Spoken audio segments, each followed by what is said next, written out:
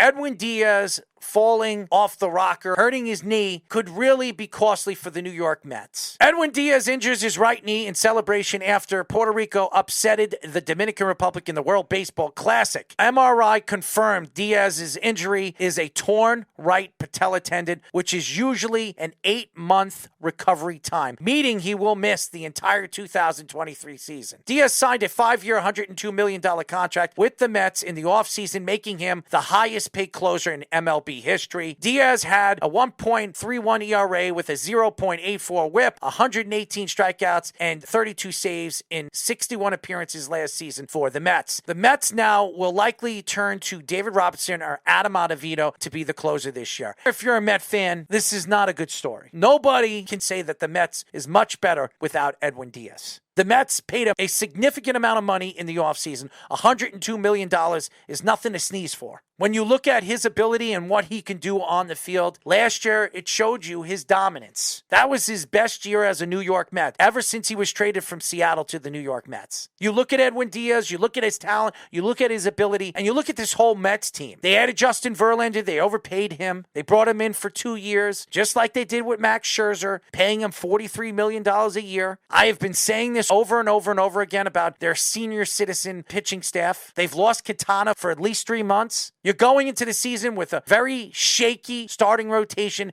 and now your best closer, your best bullpen arm is out for the season. And yes, they added David Robertson. Yes, he pitched for Philadelphia in the playoffs last year in the World Series, and he was the closer. Did they win? No. He's not Houdini like he was with the New York Yankees. He's in his mid-30s. He's aging. I don't trust David Robertson for a whole season to be the guy, be the factor of the Mets winning a game or losing a game in the 9th inning. It's just tough luck. In the World Baseball Classic, the same thing happened to David Wright. He hurt his back. He was having an unbelievable World Baseball Classic. He was the best player. He was playing the best for Team USA. Then he hurts his back, and he's never the same player. The Mets gave him a long-term deal before the World Baseball Classic, just like Edwin Diaz. Now, I'm not saying that Edwin Diaz getting hurt is going to be career-ending. I doubt it. It's a patella tendon. It's not an ACL or an MCL tear. It's not his elbow. It's not his shoulder. It's his patella tendon. But it's a freak accident. He's jumping in celebration and he hurts his knee. It only happens to the Mets. If you're a Met fan, why would you be happy about going to the season knowing that you just paid your closer a 5-year, $102 million contract and you're not going to see him until 2024? And like you said, it was a freak accident. Something that was unfortunate, not controlling with the contract. David Wright, they gave him the contract knowing he was already kind of injury prone as it was, and it just got worse with the World Baseball Classic. Edwin Diaz, like you said, not a UCL injury, not something that's going to require Tommy John surgery. And it happened in a time, too, where they could now try to have to prepare for what is now Plan B. Now, I don't think the Mets in the offseason prepared well for quote-unquote Plan B, and that's why I didn't like the Verlander signing. You're now trusting 2 older pitchers when you already took a chance on one last year with Max Scherzer and gave him a lot of money to make sure he didn't go back to the Dodgers. And they didn't really have youth to help them with it. I like David Peterson, I like Tyler McGill, but they're not reliable for consistency. The Mets didn't really do that with their bullpen either this offseason. They lost 4 relievers and replaced them with getting Ottavino back, who was streaky as it was, and then bringing in David Robertson, who's solid. He's a good player, but like you said, not what he used to be. And in a closing role, which I don't really care about the formality of the closing role, but still, he's better in other roles. But if you're going to try to put him in that role in a consistent basis, it's going to be very hard to get that kind of results. You're hoping for combined production at this point from Edwin Diaz, and you're hoping that Buck Showalter, an old school manager, can get more versatile and more creative with this bullpen, because the Mets have never done that. Even though the Mets are now a high market team, they have to be a modern baseball identity. They're not doing that like the Braves and the Astros and teams like that, using the metrics, using the analytics to their best advantage, especially with their pitchers. So